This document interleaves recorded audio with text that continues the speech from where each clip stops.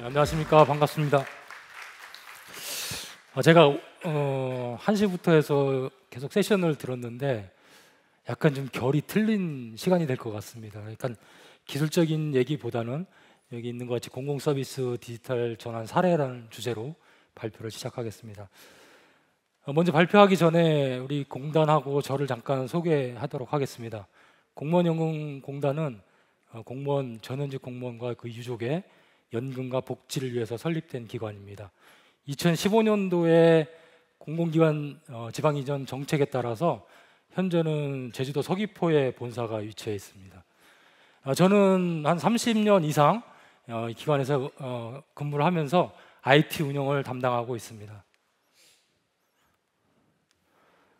오늘 발표할 순서입니다. 먼저 이 자리를 만들어 주셔서 너무 감사하고, 먼저 우리 차세대 시스템을 구축했던 그런 내용과 또 구축하는 과정 중에서 발생했었던 위기들이 되게 많았거든요. 그래서 위험 요소들을 많이 있었고, 그걸 우리가 극복하기 위해서 어떻게 했는지 그런 걸 좀 말씀을 드리겠습니다. 그리고 제가 하다 보니까 이 공공 쪽에서 좀 대규모 SI를 할 때 상당히 좀 필요한 것들이 좀 많이 있어요. 근데 제도적으로 뒷받침이 안 되는 부분들이 많이 있어서 그런 것들에 대한 것들을 한번 말씀드려 보려고 합니다. 그건 제 생각이지만 한번 말씀을 드려보고요. 사실 오늘 이렇게 자리를 제가 만든 것 중에 하나는 공공에서 이렇게 큰 프로젝트를 했을 때 뭐 성공을 했든 실패를 했든 진짜 솔직한 그런 어떤 과정들을 좀 공론화 시켜서 그런 내용들을 서로 공유를 하고 그 공론화된 그런 자료들이 모아져 가지고 공공의 어떤 제도 개선에 도움이 됐으면 좋겠다는 바람이 있습니다.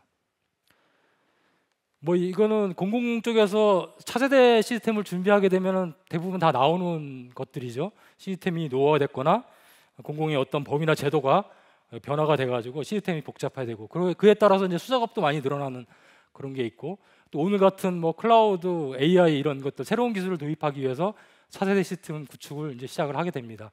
근데 저희 공단 같은 경우는 이거에 플러스 해가지고 국가사업인 국가정보자원관리원 대구센터로 공공기관이 이제 이전을 하게 되는데, 저희가 먼저 선도적으로 이전을 하겠다 이런 거를 명분을 내세워서 차세대 시스템을 이제 시작하게 되었습니다.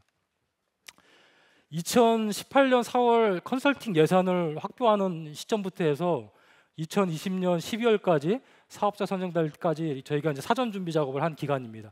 좀 많은 시간이 걸렸고요. 이 부분에 대한 것들은 뒤에서도 좀 말씀드리겠지만, 정부에서도 이제 좀 디지털 플랫폼 정부에서도 이런 것들을 좀 개선하기 위한 그런 제도 개선이 들어가 있는 걸로 알고 있습니다. 컨설팅을 해서 저희가 사실 확보한 예산은 364억 정도 됐습니다. 4세대 시스템 치고는 좀 약간 좀 작은 금액이라고 볼 수가 있는데, 이렇게 저희가 할 수 있었던 이유 중에 하나가 아까 말씀드린 것 같이 저희는 이제 자체 인프라를 갖고 있다가 그 국가정보자원관련 대구센터에 자원을 이전하기 때문에 저희가 갖고 있는 자원은 없게 되는 거죠. 그래서 그런 인프라가 없기 때문에 이 금액이 가능했고요. 그래서 364억을 갖고 이제 기재부 가서 예산을 확보하러 갔는데, 여기 보시는 것 같이 277억, 87억이라는 그 예산이 삭감이 됐어요. 그래서 되게 난감한 상황에 처하게 됐습니다. 그래도 이제 중요한 사업이기 때문에 저희가 이제 사업을 해야 됐죠. 해야 되기 때문에 여기 보시는 것 같이 이제 개발 어떤 범위를 좀 조정을 하고, 또 사무 공간 같은 경우 이제 공단에서 이제 확보해서 제공을 하고, 그다음에 이제 여기는 없지만 사실은 우리가 그 차세대 시스템을 구축할 때 업체에서 들어와서 제일 힘들어하는 게 에즈이즈 분석하는 거죠.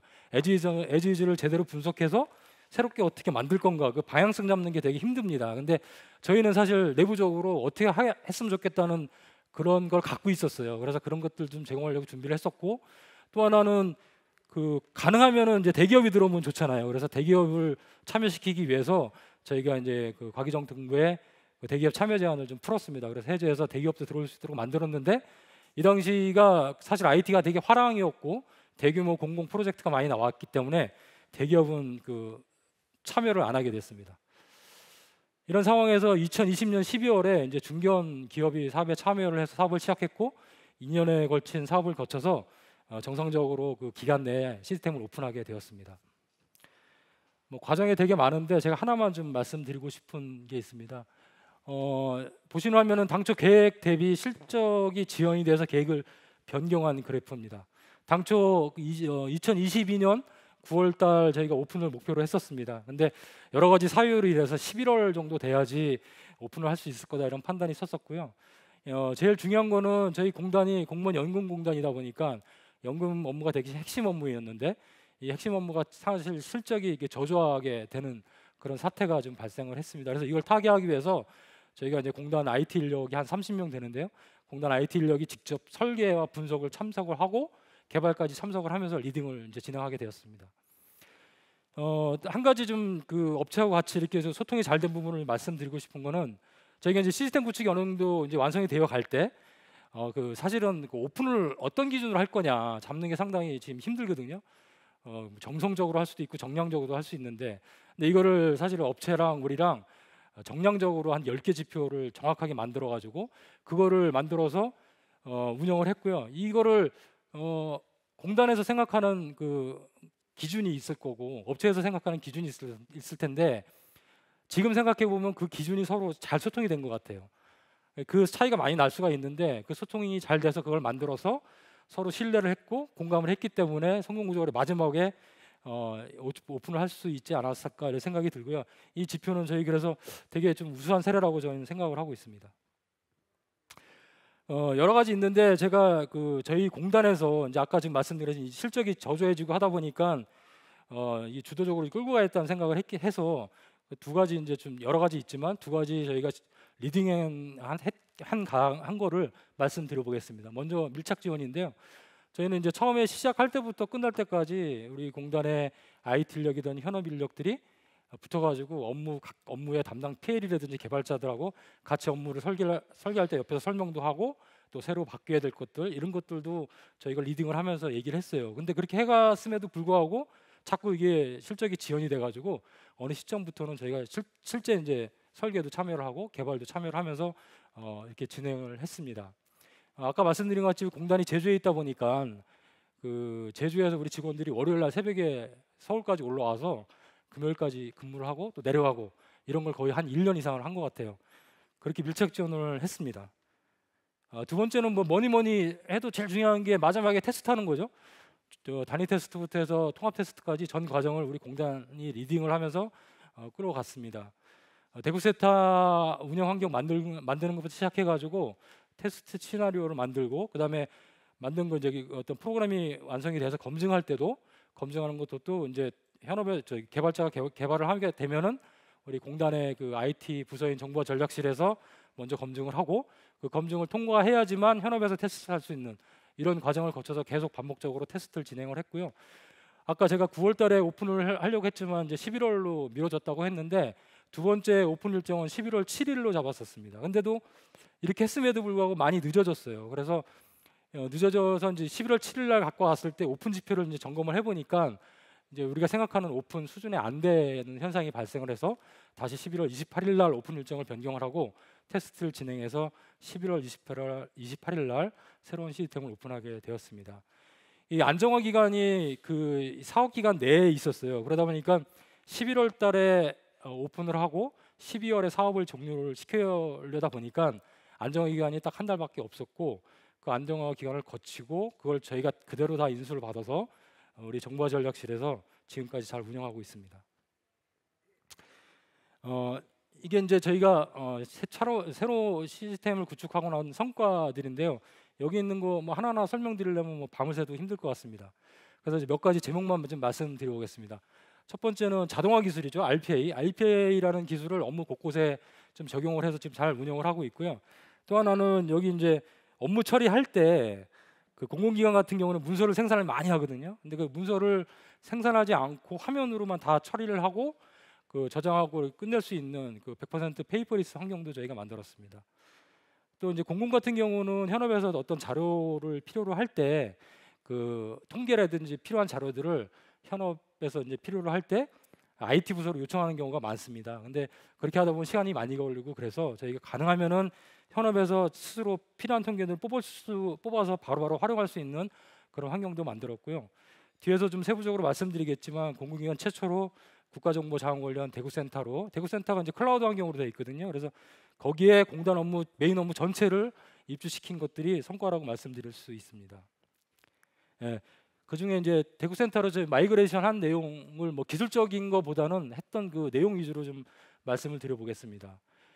정부는 2013년 9월 달에 제3센터 건립을 해서 대구센터에다가 대전, 광주, 대구에 이제 세우기로 이제 계획을 세웠고요.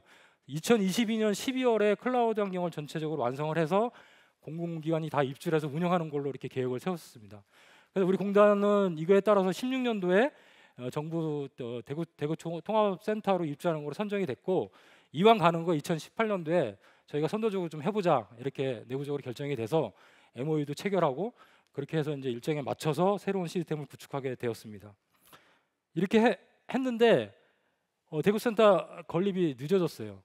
2022년도에 사실은 그 전부 다 그 완성이 돼야 되는 그 상황이어야 되는데 2022년 3월 달에 건물은 완성이 됐는데 그 정보자원 예산이 확보가 되지 않아서 전산 클라우드 환경을 구축할 수 없는 상황이 발생을 했습니다. 근데 우리는 뭐 차세대 이렇게 되다 보니까 사실 기재부에서 우리가 차세대 시스템을 구축할 때 자체적으로 안에 대구센터 이전 비용 한 8억 9천만 원이 들어가 있는데 이 금액도 삭감되는 그런 상황을 맞이하게 됐어요. 근데 우리는 어쨌든 간에 이 사업 기간 내에 이 사업을 완수를 해야 됐기 때문에 이게 어떻게 할까 고민하다가 1차적으로 저희가 임차 장비를 좀 도입을 해서 대구센터 건물은 완성이 돼 있으니까 거기다가 임차 장비를 도입을 해서 클라우드 환경을 만들어 놓고 거기다 일단 먼저 구축을 하자. 그렇게 이제 결정을 보고 대구센터 그 건물만 돼 있는 대구센터에 저희 장비를 설치해서 거기다 이제 개발을 시작하게 됐죠. 2022년 4월인데 지금도 생각해 보면은 그 건물만 진짜 덩그러니 있고 전기만 들어오는 거. 그리고 바깥에는 이제 조경공사 하느냐고 포크레인들이 왔다 갔다 하는 그런 환경에 저희가 그걸 설치해가지고 했던 생각이 나는 것 같습니다. 최종적으로 작년 4월달에 대구센터 그 클라우드 환경이 구축이 완료됐습니다. 그래서 완료돼서 저희가 이제 작년 4월부터 10월까지 이제 그 임차 장비에 있는 거를 사실은 이제 본 장비로 이제 이전을 해야 되잖아요. 그래서 2차로 또 클라우드로 이전하는 작업을 시행을 했는데요. 한 6개월 동안 걸친 엄청난 그 운영 테스트. 실제 우리 공단 업무도 공공기관 업무라는 게 상당히 많이 복잡하거든요. 그래서 이 복잡한 업무를 어쨌든 간에 6개월에 걸쳐서 운영 테스트를 진행을 했고요. 하다 보니까 이 클라우드 환경이 공공기관에 또 맞지 않는 것들이 되게 많아서 중간중간에 이거 이전을 할 수 있을까 없을까 위기도 상당히 많았습니다. 그럼에도 불구하고 우리 공단 자체 인력 33명과 또 우리 유지 관리를 하고 있는 오픈베이스 인력들하고 같이 협업을 해서 저희가 방안도 제시하고 이렇게 수행을 하면서 진행을 했고 2023년 작년 10월 8일 날 정상적으로 임차 장비에서 전체 업무를 이전을 해서 지금까지 잘 운영하고 있습니다. 이 부분은 사실 우리 그 대구센터로 이전한 건 처음에 이제 저희가 했기 때문에 이 성공적으로 저희가 이게 마이그레이션 한 거는 이제 뒤에 이제 올해부터 이제 공공기관들이 계속 들어오거든요. 그런 공공기관들한테 저희가 새로운 길을 만들어줬다고 자부하고 있습니다. 지금까지 말씀을 드렸고 제가 지금 한 2년 준비 기간까지 하면 4년 동안 위기가 없었던 적이 없었던 것 같아요. 하면서 몇 가지 좀 말씀을 드려보겠습니다. 처음엔 예산이죠. 예산이 아까 같이 좀 삭감이 많이 되는데 저는 이 모든 위기가 여기서 시작되는 게 아니라 특히 공공 같은 경우는 그렇게 생각을 해보고요. 사업 기간도 상당히 중요합니다. 12월에 종료가 되다 보니까 이 시스템을 오픈할지 말지 판단하는 시점이 12월이다 보니까 해를 넘겨야 되는 상황이 발생하고 이러다 보니까 되게 위험한 상황이 되고요. 다음에 이제 과업량인데 과업량은 사실은 뭐 예산하고 관련이 있죠. 진행하다 보면은 아무리 이게 잘 만들어도 중간에 이제 하다 보면 자꾸 과업이 늘어나고 갭이 발생할 수밖에 없는데 그 갭을 잘 관리하는 것도 중요하고요. 그다음에 중간중간에 진척률 관리도 상당히 좀 세부적으로 잘 해야 될 것 같습니다. 나중에 이제 1%, 2%가 나중에 가면 10%, 20% 이렇게 늘어날 수 있기 때문에 처음부터 잘 관리를 해야 된다 이런 생각이 들고 용역사하고 그 소통 부분도 되게 중요한 부분이고요. 제가 이거는 잠깐만요. 그리고 이 사업만의 특수성이라고 할 수 있는 그 대구센터로 이전. 이 대구센터는 사실 우리가 컨트롤할 수 있는 부분이 아니었기 때문에 이런 대규모 프로젝트 할 때는 이런 부분도 좀 줄여야 되겠다 그런 생각이 들고 또 이 시기가 또 공교롭게 코로나 시기하고 딱 겹쳤어요. 그때 되게 IT 화량이었고 그러다 보니까 이 개발자 관리하는 것도 되게 힘든 상황이었는데 그럼에도 불구하고 어쨌든 간에 저희는 사업기간의 구축을 완료했습니다. 뭐 다들 아시겠지만 작년 재작년 큰 그 공공 프로젝트의 문제가 좀 돼서 사회적으로 이슈됐던 것들이 되게 많잖아요. 그런 상황에도 불구하고 저희가 구축을 완료했는데 저는 여러 가지 요인 중에 딱 두 가지를 좀 말씀드리고 싶습니다. 앞에서도 말씀드린 것 같이 공공이라는 프로젝트에 큰 프로젝트를 할 때는 그 공공기관에서 주도적으로 결정하고 리딩을 해야 된다. 이게 되게 중요한 부분의 하나고 또 하나는 그거 못지않게 사실 공공은 그 같이 유지 관리하는 업체들이 있거든요. 저희는 오픈베이스에서 지금 하고 있는데 그 오픈베이스하고의 유기적인 협업이 되게 중요한 결정 요인이었다고 생각합니다. 거기 같이 하셨던 분 30명 이상 하시는 분들이 진짜 내일 같이 하셨어요. 똑같이 공단의 업무라고 생각해서. 그래서 저기는 이 자리를 빌어서 그때 같이 하셨던 분들 여기도 계시는데 다시 한번 감사하다는 말씀을 드리겠습니다. 네, 마지막으로 제가 이제 이렇게 하면서 그런 공공 그 프로젝트, 이 큰 프로젝트 할 때 좀 이렇게 어떤 것들은 좀 이렇게 좀 사전에 좀 반영이 되면 그래도 이렇게 위기라든지 어려운 상황이 좀 줄지 않을까 하는 생각 몇 가지 말씀드려 보겠습니다. 먼저 여기 지금 제도의 유연화라고 좀 말씀드렸는데 뭐니 해도 예산이죠. 사실 저희가 이제 예산을 산정할 때 뭐 그냥 하는 게 아니라 소프트웨어 사업 대가 기준으로 산정을 하고 세밀하게 만듭니다.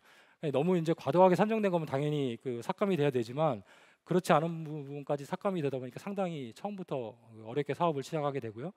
또 삭감되는 내용에 대해서 구체적으로 뭐 어느 부분이 삭감됐는지를 알 수가 없는 그런 그 제도적인 한계성이 있습니다. 전체적인 상황에서 이제 삭감이 되다 보니까 그래서 이런 부분들은 어떤 그 제도나 이런 부분에 좀 반영이 좀 돼야 될 것 같고요.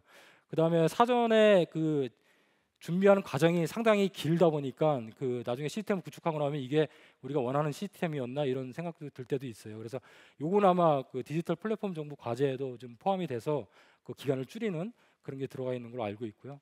그다음에 환경 변화를 좀 반영하는 그게 좀 필요하다고 생각이 되는데 뭐냐면은 제가 2년 내내 하면서 느꼈던 게 사실 개발자들은 9시 출근해서 6시 되면 다 퇴근하시잖아요. 이게 이제 지금 사회적인 변화고 그럼에도 불구하고 사업 기간이나 예산은 그거에 반영이 잘 안 돼 있는 것 같아요. 그래서 그런 것들도 좀 반영이 되는데 또 그거하고 플러스 해가지고 그러면 개발자들은 9시 출근해서 6시 퇴근하는데 진짜 생산성 있게 그 일을 하느냐 효율성 있게 그것도 좀 약간 좀 문제가 있는 것 같아요. 그래서 그런 부분도 어떤 검증할 수 있는 체계라든지 어떤 기준을 좀 만들어야 되지 않을까 하는 생각을 해보고요.